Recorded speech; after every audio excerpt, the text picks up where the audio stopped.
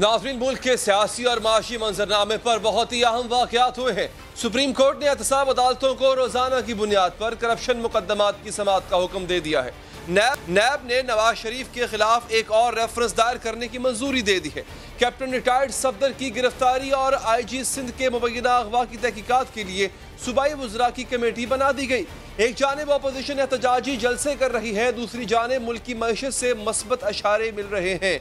Current account surplus हो चुका है, डॉलर की कीमत में कमी का रुझान भी बरकरार है, लेकिन महंगाई बदस्तूर बढ़ती जा रही है। सियासी और माशी मामलात से निपटने के लिए हुकूमत की क्या मनसूबा बंदी है, ये पूछेंगे वफाकी वजीर बराए मनसूबा बंदी असद उमर साहब हमारे साथ मौजूद है। असद साहब, बहुत बहुत आपके वक्त का। सबसे पहले तो मुझे ये बताएं, एक ख्वाब जो इमरान खान साहब ने आज से 24 साल पहले देखा, उस ख्वाब की तकमील के लिए आप लोग भी उनके साथ मिल गए, लेकिन सर आपको लगता नहीं कि वो ख्वाब जो है वो कहीं भटक सा गया है उस रास्ते पे जिस पे आप चल रहे थे, उससे थोड़े से आप हट गए, या अभी भी आपको लगता है, यकीन है कि उस रास्ते पे आप कायम हैं? नहीं जी, देखें, ये तो इसमें कोई शक नहीं है कि जो इमरान खान करने की कोशिश कर रहे हैं वो पाकिस्तान की सियासत के अंदर एक बुनियादी तब्दीली, पाकिस्तान की गवर्नेंस के अंदर एक बुनियादी तब्दीली की कोशिश कर रहे हैं। तो क्या उसी ख्वाब, उसी सिमत की जानिब चल रहे हैं? बिल्कुल चल रहे हैं। क्या हम वहां पे एक ही जस्त लगाकर पहुंच गए? वहां पर नहीं पहुंचे और ना पहुंच सकते थे। उसके अंदर बेहतरी की बहुत गुंजाइश है और अभी बड़ा लंबा सफर है जिसको हमने तय भी करना है। लेकिन क्या सिमत जो है वो वाकई वही है जो इमरान खान ने कहा था होगी? वो बिल्कुल है। और वो सिमत क्या है? बड़ी सादा सी उसकी बुनियादी जो सुतून है वो उसकी अगर हम बात कर लें कि पाकिस्तान के अंदर हमने देखा है कि सियासत हुई है अपनी जात के और अपने खानदान के मफाद को आगे बढ़ाने के लिए, और उसी से हमारी जो है वो न सिर्फ अंदरूनी पॉलिसियां बनाई गई हैं, उसी से हमारी खारजा पॉलिसी भी इफेक्ट होती रही। और बदकिस्मती से इसके अंदर पुराने जो मिलिट्री डिक्टेटर्स आए वो भी आपने देखे, बड़े बड़े मेजर उन्होंने कॉम्प्रोमाइजेस किए सिर्फ इसलिए कि उनकी जो एक्सटेंशन है या उनकी जो हुक्मरानी है वो चलती रहे। यहां पर एक बुनियादी फर्क आ गया है कि एक शख्स ऐसा आ गया है, वो एक सोच लेकर आ गया है जहां हर फैसला जो हो रहा है वो फैसला सही साबित हो, गलत साबित हो, वो जल्द में उसके अच्छे असरात आए, देर में अच्छे असरात आए, लेकिन इसमें किसी को कोई शक नहीं है कि सिर्फ और सिर्फ जो है वो फैसला इसलिए हो रहा है कि पाकिस्तान की बेहतरी किसके अंदर है। लेकिन असद साहब, एक बात जो है वो ऑपोजिशन की तरफ से भी की जाती है, अवामी हलकों से भी की जाती है। वो कहते हैं नीयत पे शक नहीं है, ईमानदारी पे भी शक नहीं है कि आप ऑनेस्ट हैं, इमरान खान साहब ऑनेस्ट हैं, लेकिन फोकस जो है वो शायद डिट्रैक्ट है। फोकस है वो है कि जी हमने वो जो पिछलों ने दौलत लूटी, वो जो पिछलों पर इल्जाम थे उनको पकड़ धकड़ करें उनकी, लेकिन जो इकोनॉमी है जिस पे फोकस फिलहाल होना चाहिए था, जो शैम्बल्स में है, वो आपका हटा हुआ है। तो सर प्रायोरिटीज जो है वो शायद सेट करने वाली बात है। आपको नहीं लगता कि प्रायोरिटीज मैनेज करना चाहिए आपको? सुबह से लेकर शाम तक आप देख लें कि वो वजीर आजम जो है वो किस पे काम कर रहे हैं। अगर मैं कहूं कि प्राइम मिनिस्टर के ऊपर जो ज्यादा तनकीद आ रही है इस वक्त, और आज भी एक मीटिंग में मैं ये तनकीद सुन रहा था, वो ये थी कि ये सुबह से लेके शाम तक जो है वो कभी एनर्जी की मीटिंग कर रहे होते हैं, कभी इकोनॉमी की मीटिंग कर रहे होते हैं, कभी वो प्राइस मॉनिटरिंग की मीटिंग कर रहे होते हैं, कि प्राइम मिनिस्टर का काम तो होना चाहिए बड़ा सियासी किस्म का, सियासतदानों से मिलें, बाहर जाएं, दूसरे शहरों के विजिट करें, सियासी तौर पर कनेक्टेड रहे। लेकिन वो तो हैंड ऑन सुबह से लेकर रात तक यही गवर्नेंस इंप्रूव करने की कोशिश करते रहते हैं। तो पहली बात तो ये मैं कहूंगा। दूसरी बात जो है, ये शैम्बल्स वाली बात को जरा सा हम थोड़ा सा इसको एक्सप्लोर करते हैं।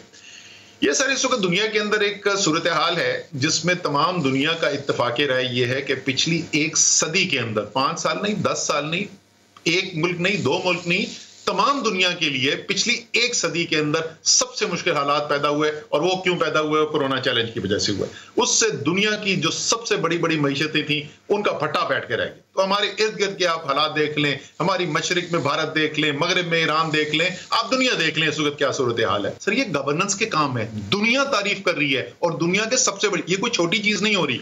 अच्छा, अब आप आ जाए मईशत के ऊपर।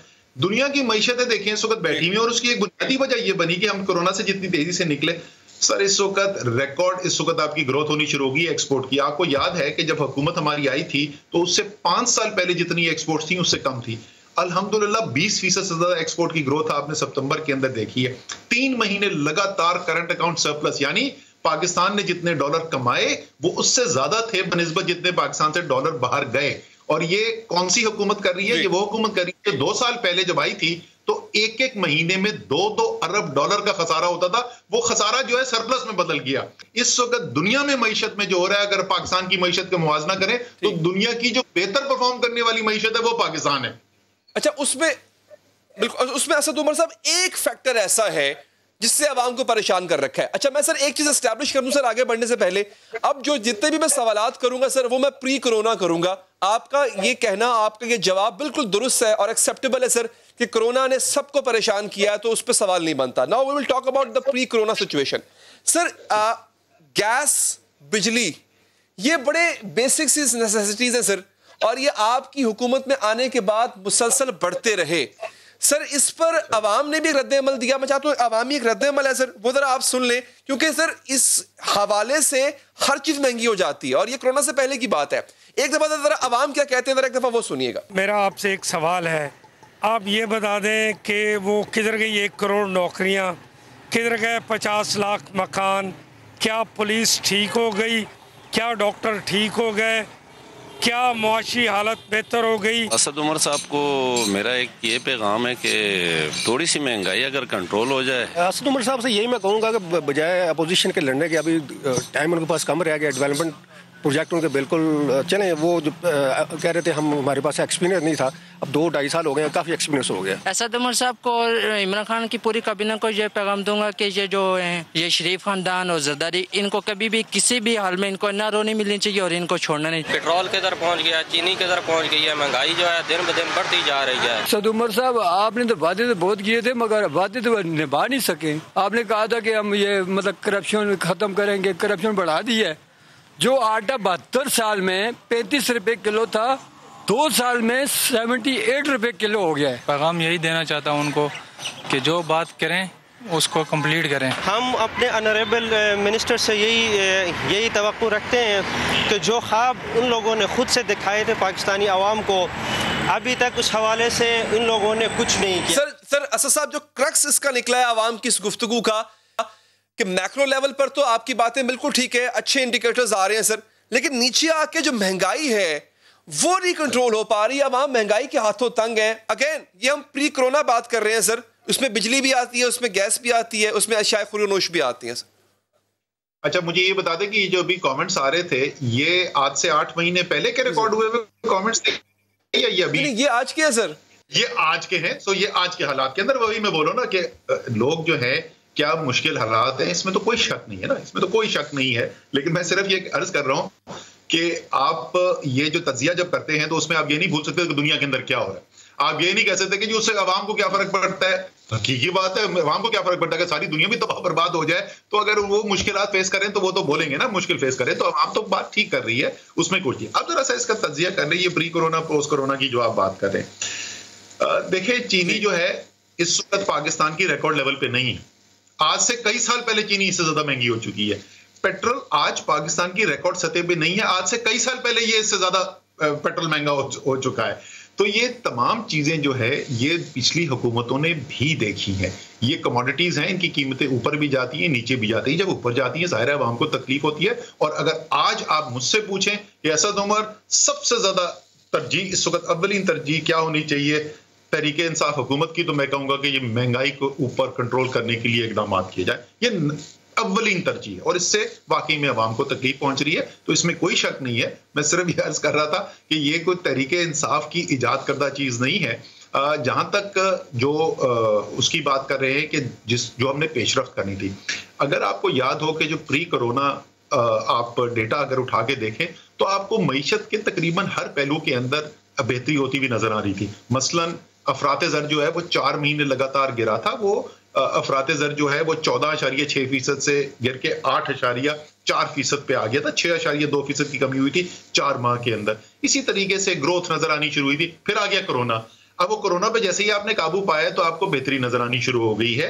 अब अल्लाह खैर करे, कोरोना के केसेस दोबारा बढ़ने शुरू हो गए। मैं इस मौके पे दोबारा आवाम से भी और पाकिस्तान के सियासी कायदीन से भी अपील करूंगा, खुदा का वास्ता, कौम आपकी तरफ देख रही है, आपकी लीडरशिप की तरफ देख रही है, खुद भी एहसास जिम्मेदारी दिखाएं और अवाम से भी अपील करें कि एहतियात से काम करें।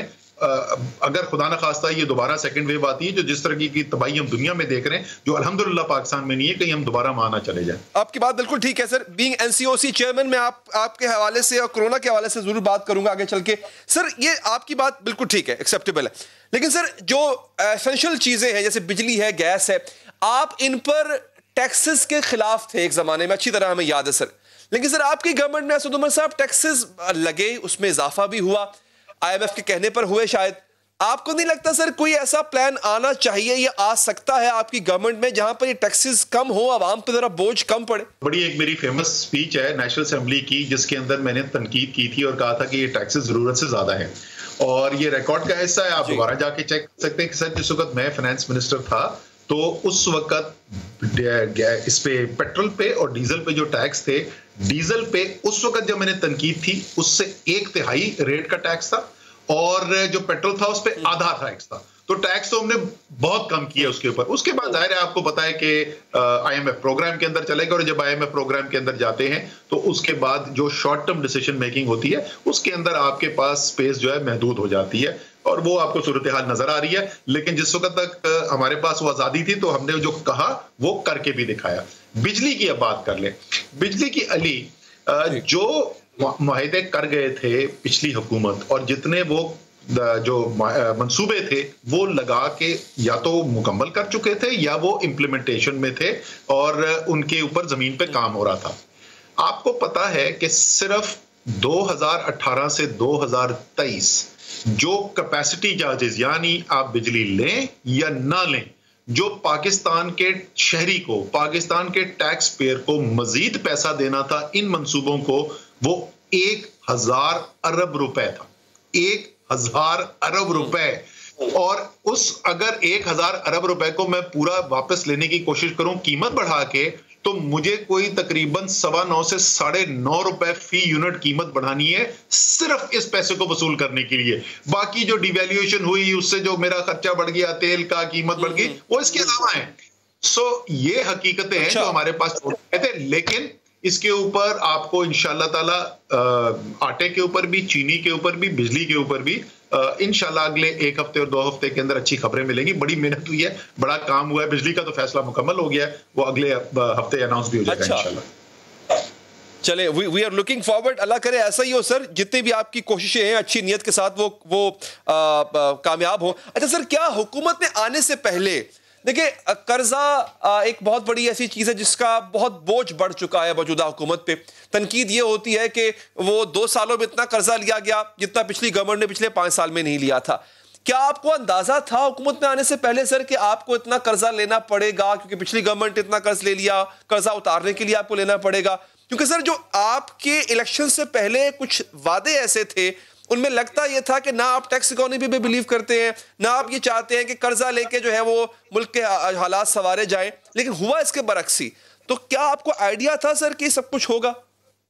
सर ये एक बड़ी अच्छी हमारे जो तहरीक इंसाफ का एक फायदा ये है कि हमारे जो वॉलंटियर सोशल मीडिया पे बच्चे बैठे हुए ना, वो हमारी इंफॉर्मेशन मिनिस्ट्री से कहीं ज्यादा इफेक्टिव काम करते हैं, और हर चीज का जबरदस्त उन्होंने तमाम रिकॉर्ड रखा होता है। तो एक उन्होंने अली एक वीडियो बनाया था, काम आसान कर देते।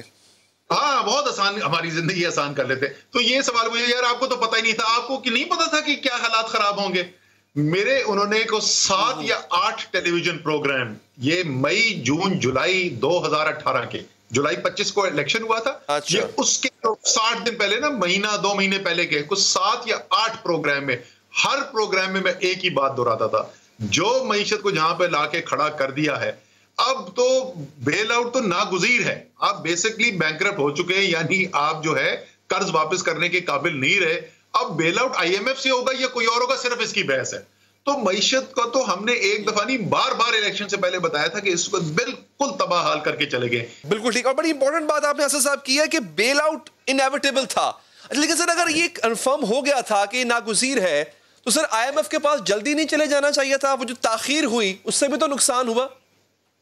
बिल्कुल नुकसान नहीं हुआ, ये अपने ओपिनियन की बात है ना। देखिए इसके अंदर जजमेंट कॉल है। मैंने फैसला किया, मैं आज भी उस पर यकीन रखता हूं। ये डिपेंड करता है कि आप किसकी नजर से देख रहे हैं। अगर आप बड़े कारोबार की नजर से देख रहे हैं, अगर आप करोड़पति अरबपति लोगों की नजर से देख रहे हैं, जिनके लिए अहम क्या चीज है, जिनके लिए अहम ये चीज है कि मेरी स्टॉक मार्केट की प्राइस क्या है, जमीन की रियल एस्टेट की मार्केट क्या है, मेरा कारोबार जो है, सनत जो है वो कितनी तेजी से उस वक्त कितना मुनाफा बना रही है, तो बिल्कुल जल्दी चले जाना चाहिए।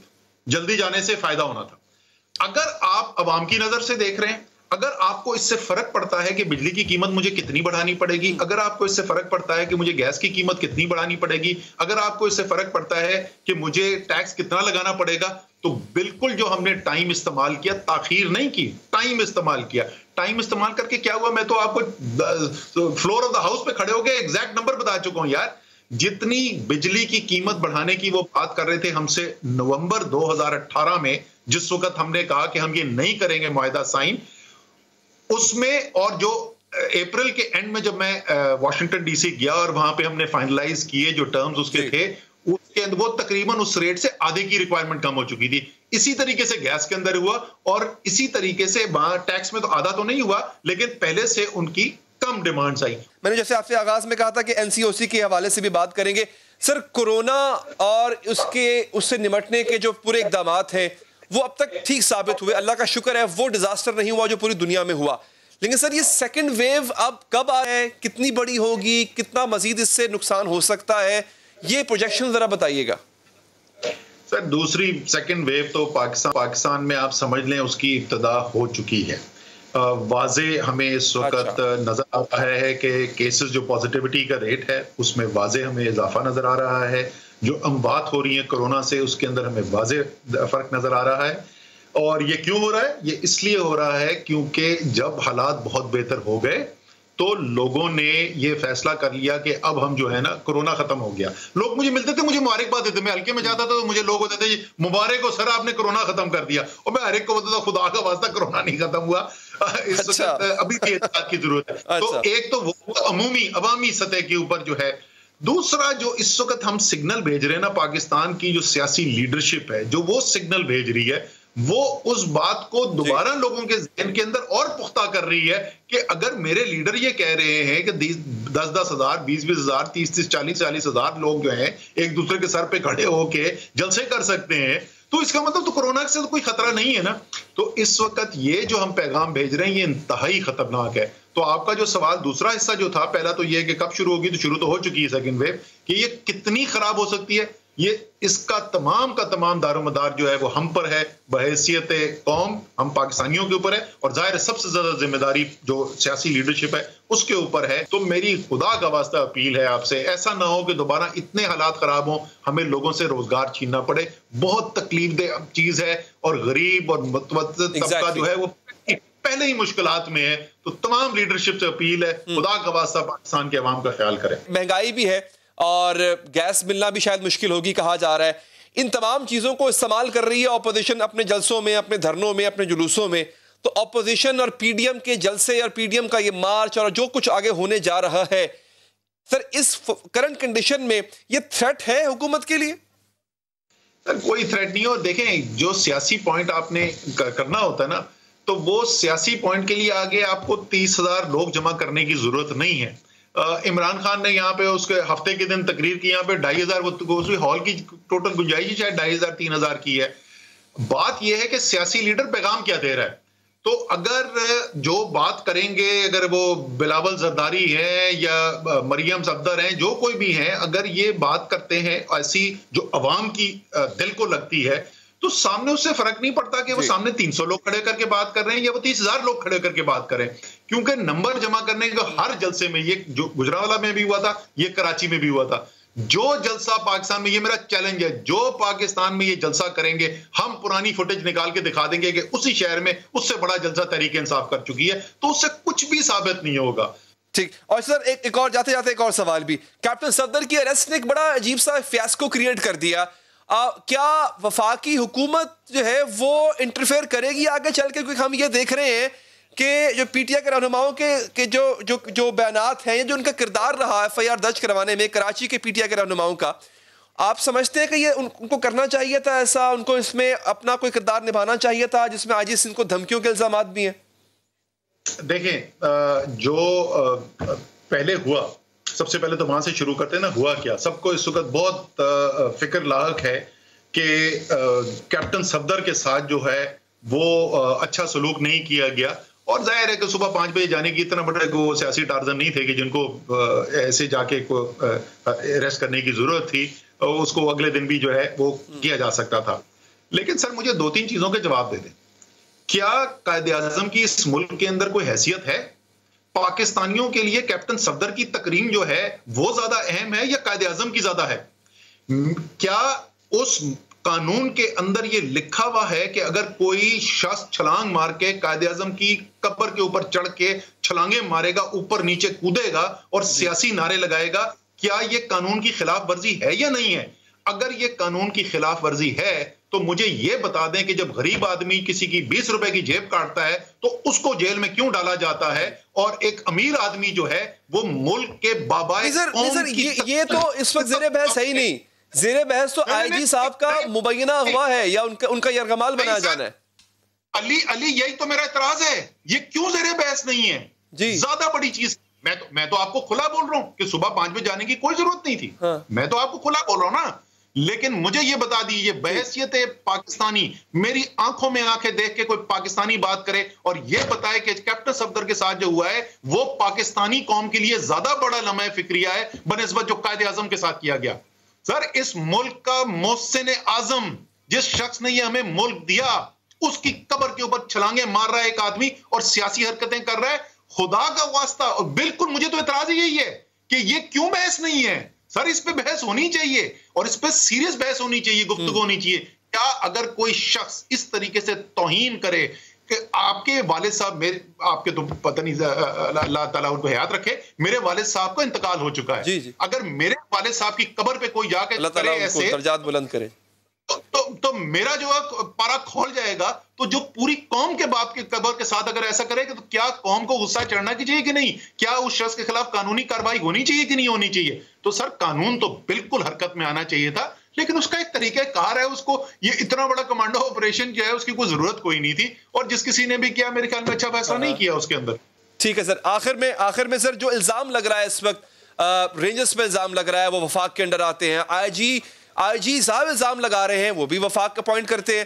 तो क्या आपको नहीं लगता वज़ीर-ए-आज़म साहब की खामोशी जो है वो अब टूटनी चाहिए? क्योंकि इस पर नोटिस तो ले लिया आर्मी चीफ ने, लेकिन बिलाखिर बॉस तो वज़ीर-ए-आज़म साहब ही हैं। सर पहली बात तो ये कि आईजी और की अमूमी तौर पे अपॉइंटमेंट तो छोड़ दें, इस आईजी के ऊपर तो आपको पता है कि पब्लिक रिकॉर्ड का हिस्सा है। हम लोग आईजी नहीं बदलना चाहते थे, सिंध हुकूमत ने इसरार करके अपनी मर्जी का आईजी लगाया है। आईजी रिपोर्ट करता है सिंध के चीफ मिनिस्टर को, प्राइम मिनिस्टर को रिपोर्ट नहीं करता है। तो पहली बात तो ये दुरुस्त कर लीजिए कि ये आईजी जो है ये वफाक वहां पे लगाया हुआ नहीं है, ये सिंध हुकूमत का लगाया हुआ, रिपोर्ट वो सिंध हुकूमत को करता है। और मैं आपको ये भी बता दूं कि सबसे ज्यादा जो गुस्सा है उनको चीफ मिनिस्टर को है ये कि आईजी ने उनसे पहले पूछा क्यों नहीं था। अच्छा दूसरी चीज हम ये बता दें, दूसरी चीज हमें ये बताएं कि हमारे पास जो रिकॉर्ड पे बयानात हैं वो तो हमारे पास आईजी कहता है कि कानून के मुताबिक सारा काम हुआ, सिंध के चीफ मिनिस्टर कहते हैं कि कानून के मुताबिक सारा काम हुआ। तो ये बाकी तो सब इशारे, किनाइयां, सोशल मीडिया, ट्वीट और ये सब पे चल रहा है भाई। अगर चीफ मिनिस्टर सिंध सामने आके बात करें और वो इल्जाम लगाएं इन इदारों के ऊपर तो फिर मैं इसका जवाब दूंगा। फिलहाल तो मैंने सिर्फ लोगों की चेमगोइयां सुनी है, ना चीफ मिनिस्टर से ये सुना है ना मैंने ये सुना है। ठीक है, बिल्कुल ठीक है। असद साहब बहुत बहुत शुक्रिया आपके वक्त करा देने का। वक्फा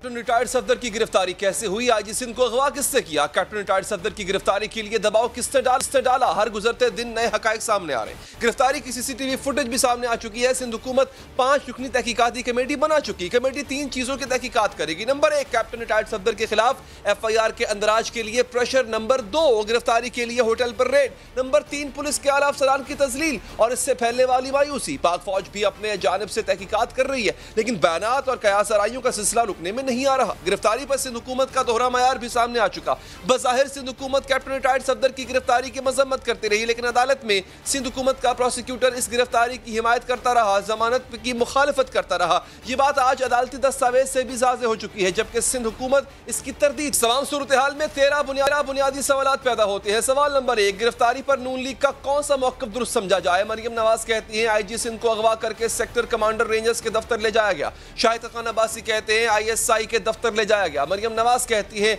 मुक़्तदर कुव्वतों के कहने पर गिरफ्तारी की गई। शाहिद खान अब्बासी यही इल्ज़ाम वज़ीर आज़म पर धरते।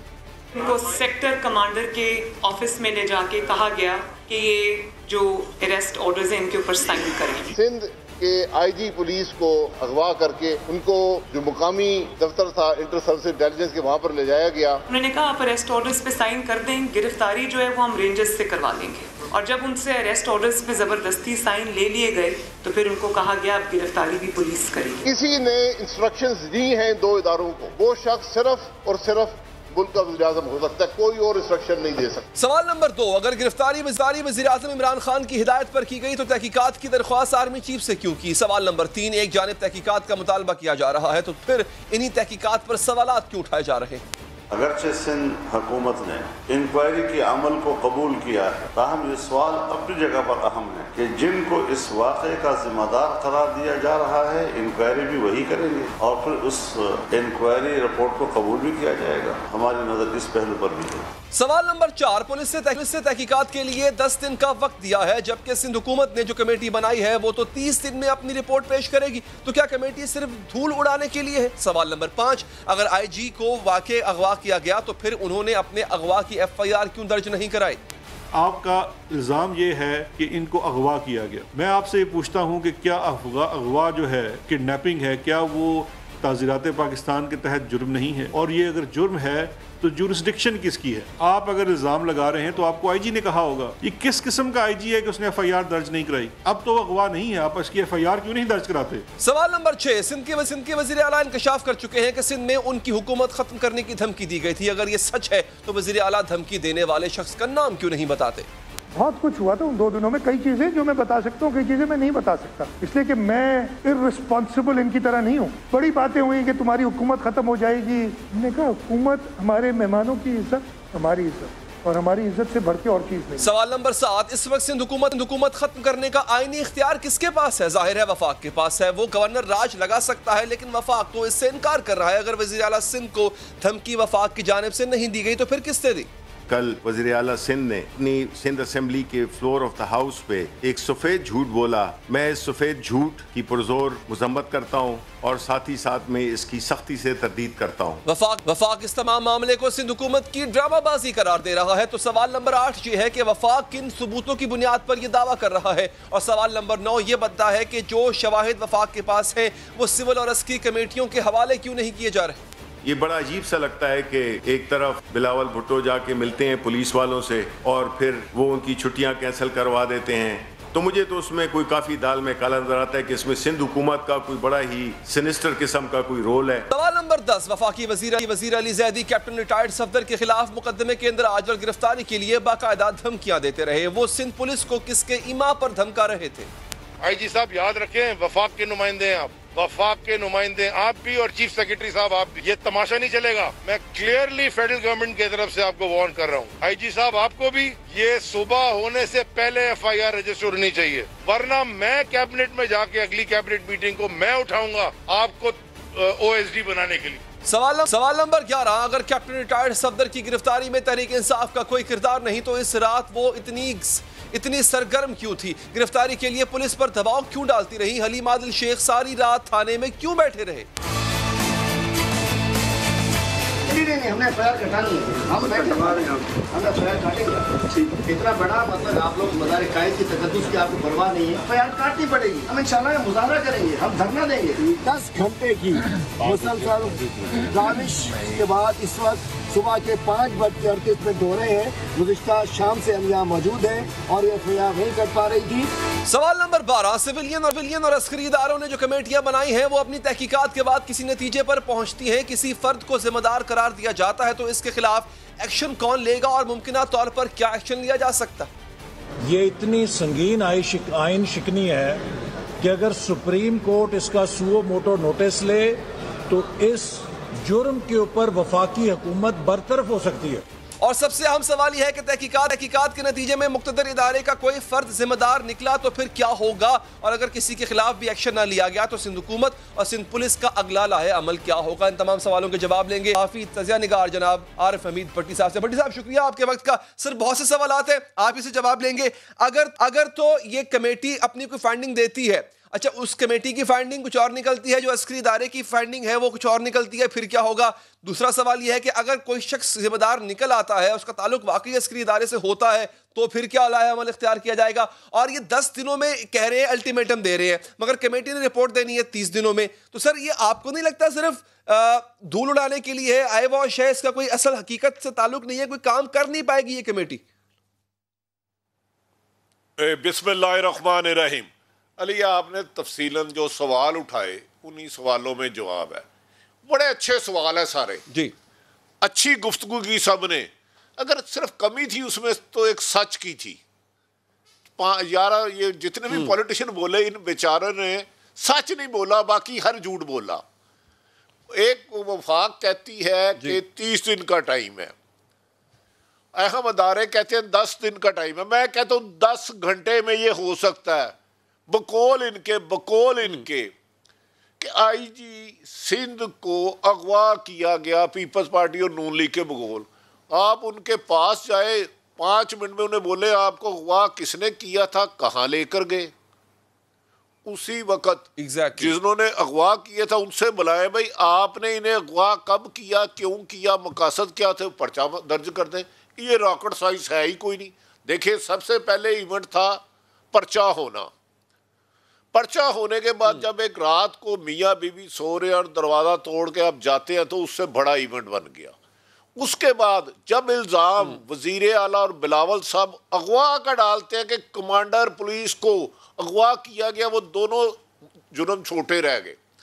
तो मेरी गुजारिश ये है, ये बेवकूफ़ लोगों को क्यों बना रही है हुकूमत भी और तमाम अदारे भी। तय तक जाएंगे भाई, तय तक मैं कह रहा हूँ कि 10 घंटे भी ज़्यादा है। आईजी के पास अभी एक बंदा भेजे, उसे कहे भाईजान आप कितने बजे सो रहे थे, आपका गनमैन कौन था, आपके घर कौन आया, कितने बजे आप गए, किस गाड़ी पर गए, और जिसने अगवा किया उसका आईजी के घर तो सीसीटीवी कैमरे भी लगे होते हैं सर।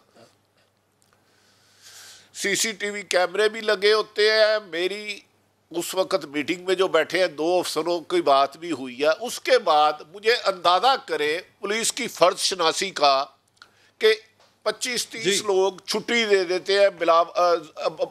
उसके मुराद अली शाह साहब की प्रेस कॉन्फ्रेंस के बाद MQM ने जब चुन के 100 लोगों को गोलियां मारी थी, किसी एक अफसर ने छुट्टी नहीं दी थी, क्योंकि वो थानेदार रैंकर थे, उनका खून सुर्ख नहीं था। ये आईजी साहब है, इसलिए इनका खून ज़्यादा कोई कीमती है। खुदा ना खास्ता इनको नुकसान तो नहीं पहुंचा, इन्हें को कत्ल तो नहीं किया गया। बड़ी बदकिस्मती है इसमें। दोनों ही पीपल्स पार्टी अपनी पॉइंट स्कोरिंग कर रही है।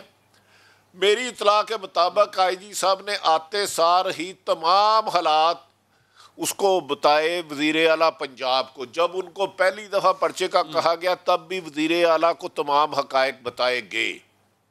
उन्होंने कहा रहने दे, नहीं करना। अच्छा, अब ये लोगों की आंखों की मिट्टी झूल रहे हैं। ये केस जितना आसान है, आज तक इतना आसान केस आया ही नहीं। बिल्कुल इसमें ना मालूम है ही कोई नहीं। इसमें एग्जैक्टली दोनों की तरफ से बात पूछ ले, दूध का दूध पानी का पानी हो जाएगा। बड़ी साहब मुझे इतना बताएं, ये जो कमेटी है क्या इसके पास कोई इख्तियार है, अगर ये किसी को इम्प्लीकेट कर भी देती है तो क्या उसके खिलाफ कुछ होगा फिर? अच्छा, मेरी गुजारिश है, जो हुकूमत ने कमेटी बनाई है वो तो कमेटी डाल लेके भाग जाएंगे।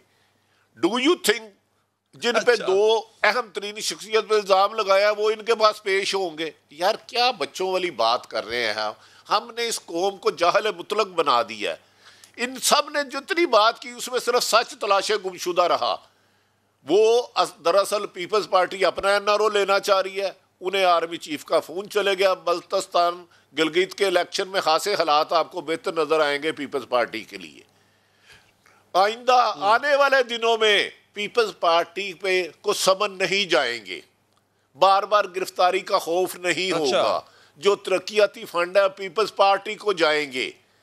और अगर कराची बकौल इनके मुराद अली शाह साहब बिलावल या पीपल्स नून लीग के हमारी बहन मरियम नवाज ने जो कभी उधर भेज दिया कभी इधर भेज दिया, किसको कर दिया, वो मेरी बहन ना बेवकूफ़ बनाओ, खुदा रसूल का वास्ता सच बोलो। 6:08 में आ रहे हैं, 40 मिनट कहाँ पुलिस रही। और ये जो फुटेज भी आई है, मैं चैलेंज देता हूँ, एडिट है, 2 जंप है, वो मेरे जैसे नलायक आदमी रिपोर्टर ने देख लिया। ये गुमराह कर रहे हो भाई। अगर नहीं इंसाफ कर सकते तो कह दो भाई डाडे आदमी है, डाडे दी सत्ती भी 100 ऐसे मुल्क तो माड़े दी 100 भी सत्ती। तो मेरा नहीं ख्याल कि इसमें हकायक सामने आ सके। अगर ये रेट हुआ है मेरी इतला के बाद इस्लामाबाद की मर्जी से हुआ है, मेरी जो इन्फॉर्मेशन है मैं कह दी हूँ, क्योंकि इमरान खान साहब ने खुद तकरीर की थी, आप मुझे बदला हुआ इमरान खान पाएंगे। तो क्योंकि आज तक कभी भी जिंदगी में मैंने अपनी 30 साल सहाफत में आईजी के मुबैना अगवा की खबर नहीं सुनी, पहली दफा सुन ली। इसका मतलब है बदल गए खान साहब। और उन्होंने निजाम भी बदल दिया। इस्लामाबाद को फायदा क्या होगा? ये तो वो बिल्कुल जिसे कह लें कि स्ट्रीट फाइट जिस तरह होती बच्चों की, ये तो उस तरह की चीज थी। एक काबिल जमानत ऑफेंस था जिसकी जमानत शाम को हो भी गई। तो इस तरह का रेड करा के क्या सियासी फायदा हासिल करना था इस्लामाबाद वालों ने? देखें, लाहौर में गद्दारी का पर्चा दर्ज किया गया, 42 लोगों को लगाया गया, वो पर्चा ख़त्म कर दिया गया। मैंने तो नहीं वो पर्चा किया, मदई अली हैदर और आरफ हमीद भट्टी तो नहीं थे। उसके बाद शादरे में भी परसों हो गया, कोई 15-20 पर्चे हो गए। वो मेरे भाई, इन मुकदमों से सियासी जमातों को ताकत मिलती है, कमज़ोर नहीं होते। सिंपल बात है, आपके पास नहल एडवाइज़रों की इमरान खान साहब टीम है। मरियम का जो उसका है जाती उम्रा में जगह बेची, उसमें बुलाते, उसमें कानून के मुताबिक रेस्ट कर लेते। इसका मतलब है आप इंतकाम में अंधे हो रहे हैं। और नून लीग ने तो सोच लिया हम हमारी हुकूमत रहती नहीं तो बेशक मुल्क भी ना रहे, अल्लाह माफ करे। उन्होंने तो आखिरी खदे पार कर दिए। बिल्कुल ठीक, बहुत बहुत शुक्रिया जनाब आरिफ हमीद भट्टी साहब। आपके वक्त वक्फा लेते हैं, वक्फे के बाद आपको बताएंगे कि BRT क्यों नहीं बन पा रही, बसें क्यों जल गई, मगर लाहौर में ऑरेंज ट्रेन अब चलने जा रही है।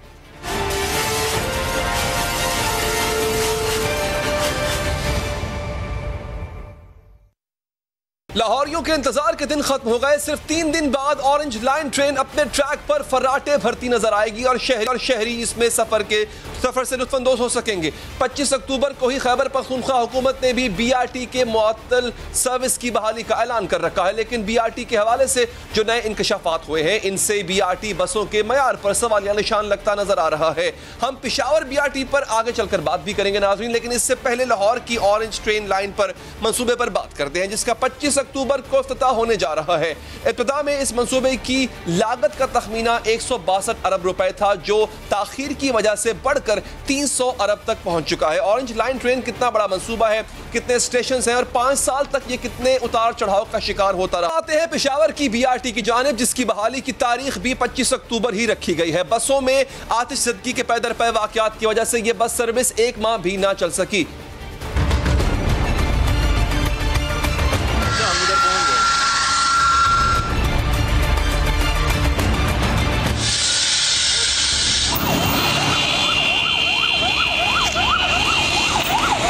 लेकिन नाज़रीन, सवाल जवाब तलब था कि इतने बड़े मंसूबे में 1 माह ही आग लगने के वाक़यात क्यों हुए हैं। इस हवाले से नशरियाती इदारा इंडिपेंडेंट उर्दू एक बड़ी चीनी कंपनी का खत मंजर-ए-आम पर ले आया। इसमें ठेका पाने वाली कंपनी गोल्डन ड्रैगन के बसें बनाने के तजुर्बे पर सनसनीखेज सवालात उठाए गए हैं। ये खत BRT बसों की बोली में हिस्सा लेने वाली एक चीनी कंपनी यंगो योतिंग ने खैबर पख्तूनख्वा हुकूमत को 2018 में लिखा था। इसमें कंपनी ने BRT इंतजामिया से पूछा था कि कैसे एक ना तजुर्बाकार कंपनी को यह प्रोजेक्ट दिया गया और इन्हें क्यों बोली में नाकाम किया गया। खत के मुताबिक BRT बसों को बनाने के लिए कंपनी के लिए ऐसी बसें बनाने में तकरीबन 3 साल का तजुर्बा उस कंपनी का दरकार होना चाहिए था। लेकिन जिस कंपनी को ठेका दिया गया, इसने पिछले 5 सालों में एक भी ऐसी बस नहीं बनाई थी। लेकिन जिस कंपनी को नाअहल किया गया, वो ऐसी सैकड़ों बसें बना चुकी थी, लेकिन फिर भी इसे ठेका नहीं दिया गया। इसलिए दूसरी कंपनी को नाअहल करार देना चाहिए। लेकिन KP की हुकूमत ने चीनी कंपनी के इस खत और तहफ़्फ़ुज़ात को मुकम्मल तौर पर नजरअंदाज करते हुए इसी नाअहल कंपनी से बसें बनवाई और इसका नतीजा अब आवाम के सामने है। बात करेंगे सूबाई वजीर शौकत साहब हमारे साथ मौजूद है। शौकत साहब, शुक्रिया आपके वक्त का। बीआरटी बनकर नहीं दे रही थी, बन गई तो फिर अब बसें आपकी ठीक नहीं है, बसें जल रही हैं। इधर एक बड़ा प्रोजेक्ट जो कि ऑरेंज लाइन का है उसका इफ्तिताह होने जा रहा है। सर, अगर स्टे ना होता हाई कोर्ट का तो शायद ये वजीर आला उस वक्त के शहबाज शरीफ साहब अपनी मुद्दत में बना के जाते। सर, कैसा लग रहा है आपको ऐसा प्रोजेक्ट जो कि आपसे बन नहीं पा रहा? बिस्मिल्लाहिर्रहमानिर्रहीम।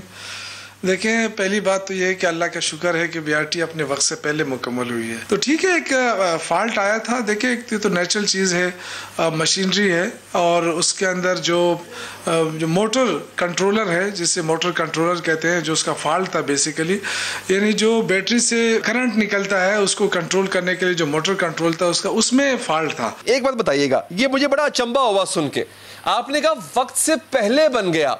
सर, ये कौन सा वक्त था बीआरटी का जो आपने दिया था और उससे पहले बन गई बीआरटी? क्योंकि मुझे जहां तक याद पड़ता है, आपने एक नहीं सर, आपने कोई 50 वक्त दिए थे सर, जिसपे बीआरटी मुकम्मल नहीं हुई। वो अभी भी मेरे पास क्लिप्स मौजूद है।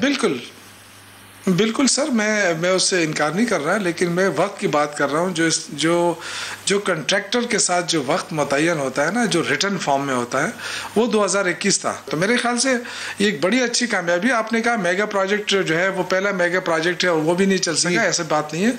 हमने ये वाहिद सूबा है जिसने अपने सूबे के अंदर मोटरवे बनाई है और अपने खर्चे पे बनाई है। आपने देखा होगा कि हमने 6 लाइनों का जो 6 सतों का जो पुल बनाया हमने, वो भी 6 मंथ के अंदर बनाया। वो भी कहीं आपको मिसाल नहीं मिलेगी, इतना बड़ा ब्रिज। लेकिन ये चीज़ें होती है, जाहिर है कुछ चीज़ें वो चाइना से आती रही हैं, काफ़ी दूसरी वहाँ की जो गवर्नमेंट ओन कंपनी है, कोई ऐसी वैसी कंपनी भी नहीं है, और फॉल्ट आया, फॉल्ट उन्होंने दूर कर दिया। नहीं, अब ये ऐसी वैसी कंपनी पर तो सवाल उठ रहे हैं, यही तो बात है। या मैं इंडिपेंडेंट उर्दू को कोट करूंगा सर, बड़ा अखबार है, वो ये कह रहा है कि गोल्डन ड्रैगन कंपनी जिसको आपने ठेका दिया, उसके तजुर्बे पे सवालात है। अब एक कंपनी है जिसका नाम है यीजिंग्स व्यू थिंग, मुश्किल नाम है शायद, आई थिंक ऐसे प्रोनाउंस करते हैं इसको। अच्छा, वो आपको खत लिख रही है 2018 में आपकी गवर्नमेंट को, और कह रही है कि जनाब जिस कंपनी को आप ठेका दे रहे हैं उसका तो पास तो तजुर्बा ही नहीं है सर। क्यों तजुर्बा नहीं है? वो कहती है जनाब कि इस कंपनी ने बिडिंग दस्तावेज के सेक्शन 3 के मुताबिक बीआरटी बसों को बनाने वाली कंपनी के लिए एक ऐसी बस बनाने के लिए तकरीबन 3 साल का तजुर्बा दरकार था, लेकिन चाइना ऑटोमोबाइल इंडस्ट्री एसोसिएशन के मुताबिक जिस कंपनी को आपने ठेका दिया सर, उन्होंने 2011 से 2017 तक 5 सालों में कोई भी 18 मीटर की हाइब्रिड बस नहीं बनाई। जबकि इसके मुकाबले में यूथिंग जो कंपनी जिसको आपने नाअहल करार दिया बिडिंग में, उस कंपनी के कम से कम पिछले 5 सालों में 321 हाइब्रिड बसें हैं और डीजल पर चलने वाली 1000 से ज्यादा बसें हैं सर। आप एक ऐसी कंपनी को ठेका दे रहे थे जिसकी बसें जल रही हैं कि जिसके पास तो तजुर्बा ही नहीं है बसें बनाने का। अच्छा, पहली बात तो ये है मेरे भाई कि ये जितना प्रोसेस है ना, ये एशियन डेवलपमेंट बैंक का प्रोसेस होता है, और उन्हीं के प्रोसेस में एक इंटरनेशनल वो होता है, ये स्टैंडर्ड की वो है, सर्विस है, और इंटरनेशनल स्टैंडर्ड के लोगों ने ही इसकी बिडिंग की है, और उसी से जो है ना एक्सेप्टेंस। सर, ये टेंडर तो केपी के गवर्नमेंट ने इशू किया था ना। दूसरा नहीं, मैं आपको बता रहा हूँ, उनकी कंसल्टेंसी तो वही है ना। दूसरा जो आपने बात की कि देखिए ये गवर्नमेंट ओन इंडस्ट्री है, गवर्नमेंट एड इंडस्ट्री है, और वो ठीक ठाक एक नाम रखने वाली इंडस्ट्री है। ऐसा नहीं है कि पहली दफा हमारे लिए बसें बना रहे, ऐसा नहीं हो सकता। क्या ये नहीं, मेरे इल्म में ऐसी कोई बात नहीं है। देखिए हैदर भाई, आप हाइब्रिड बस नहीं बनाई, ये तो देखिए ये तो आपके सर पे ये बर्डन है कि आप साबित करेंगे। मैं तो कह रहा हूँ कि मुझे तो इल्म ही नहीं है इस बात का जो आप कह रहे हैं, क्योंकि जिस कंसल्टेंसी के थ्रू पे ये सारी चीजें हुई है ना, कोई इस तरह हवा में तो नहीं हुई है ना। ये तो एक देखें बहुत बड़ा प्रोजेक्ट है सर। मैं वही तो काफी अरसे से नेगोशिएशन चलती रही है। देखिए, मैं आप पे इल्जाम नहीं लगा रहा हूं, मैं आपसे ये आपने एक तरह से आपने तो बात कर ली ना, क्या ये ऐसा ही है? नहीं, देखिए ऐसी बात है नहीं, मैं तो कह रहा हूँ ऐसी बात नहीं है। लेकिन अगर आपको कहीं से इन्फॉर्मेशन मिली है, मैं भी मालूमात ले लूंगा।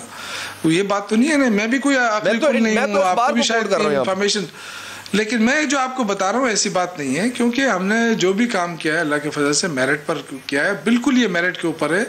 और इसमें कई लोग देखें, इंटरनेशनली आपको पता होता है कि बहुत सारी चीज़ें होती हैं जो आपको सूट करती हैं, आपके मुल्क को सूट करती हैं। अब ये छोटा सा फॉल्ट तक कोई ऐसा भी नहीं है कि मतलब उनको तजुर्बा नहीं था, बस गलत बसें भेज दी, ऐसा नहीं है। एक मोटर कंट्रोलर जो है, जो बैटरी से सर्किट जिसे आप कहते हैं, जो वहाँ से करंट निकलता है, उसका वो ज़्यादा निकल रहा था, उन्होंने वो चेंज कर जल गई है। तो आप कह रहे हैं कि छोटा सा फॉल्ट है, उसमें अगर लोग खुदा ना खास्ता जल जाते। मैं कह रहा हूँ फॉल्ट ये था जो मालूम हो गया, मोटर कंट्रोलर का फॉल्ट था। मैं मिस्त्री तो नहीं हूँ मेरे भाई, लेकिन जो बसें उन्होंने जो खराब हुई हैं वो तब ठीक करके देंगे, वो उनकी जिम्मेदारी है। अभी भी जितना कास्ट आया उन्होंने खुद बर्दाश्त किया। देखिए, आपके ट्रांस पेशावर के तर्जुमान मोहम्मद उमैर ने अखबार को ये बताया कि जनाब बोली हमने शफाफ तरीके से की, जो कंपनियां बोली में नाकाम रही उनको कवायद के मुताबिक जवाब दिया गया। ये जवाब बस बनता नहीं है। मैं जो सवाल पूछ रहा हूं सर आपसे भी और ट्रांस पेशावर से भी कि जनाब ये जो फैक्ट है कि इस कंपनी ने जिसको आपने ठेका दिया है 2011 से 2017 तक 5 सालों में एक भी 18 मीटर की हाइब्रिड बस नहीं बनाई, और जबकि आपने जिस कंपनी को रिजेक्ट किया, आपने रिजेक्ट किया सर, उस कंपनी की कम से कम 321 हाइब्रिड बसें हैं। क्या ये सच है या झूठ है? देखिए, मेरे इल्म में नहीं है हैदर भाई, मैं तो आपको ये कह रहा हूँ कि मेरे इल्म में ऐसी कोई बात नहीं है, क्योंकि देखिए ये कोई मामूली चीज़ तो है नहीं। इतना बसें वहाँ से तैयार होकर आ रही हैं, आप कहते हैं कभी पहले बनाई नहीं है, तो ये तो मुमकिन है ही नहीं। लेकिन अगर सपोज आपकी बात दुरुस्त भी हो, लेकिन एक कंपनी है और ठीक ठाक कंपनी है और गवर्नमेंट ओन कंपनी है, कोई बाहर से भी नहीं है कि कोई ले दे करके हमने उनको बनाया। तो आपको कैसे पता? जब गवर्नमेंट की कंपनी होती है मेरे भाई, देखिए जब गवर्नमेंट की कंपनी होती है ना तो उसकी एक वैल्यू होती है। इस तरह नहीं होता है कि गवर्नमेंट जो है वो सरे दस्त कोई कंपनी बना दे और इस तरह लोगों को धोखा दे। क्या वैल्यू है सर? ये तो मैं पूछ रहा हूं। गवर्नमेंट ओन कंपनी जो होती है उसकी एक अहमियत होती है। उसकी वैल्यू ये है कि उसने एक भी हाइब्रिड बस आज तक नहीं बनाई। ये मैं आपको वैल्यू बता रहा हूं। चलो ये तो आपकी इंफॉर्मेशन है ना, हो सकता है। देखो कैसे ठीक ठाक कंपनी है मेरी बात हैदर भाई, ये आपकी इंफॉर्मेशन है, अच्छी बात है। मैं भी इस्तेफादा कर लूंगा, मैं भी जानकारी दे लूंगा। ये तो मैं अर्ज कर रहा हूँ। मैं तो कोई आपको वो नहीं कर रहा। मैंने कहा मेरे इल्म में ऐसी कोई बात नहीं है, क्योंकि मैं तो ना उस बिडिंग में था, ना मैं उस टीम में था जो सिलेक्शन की है।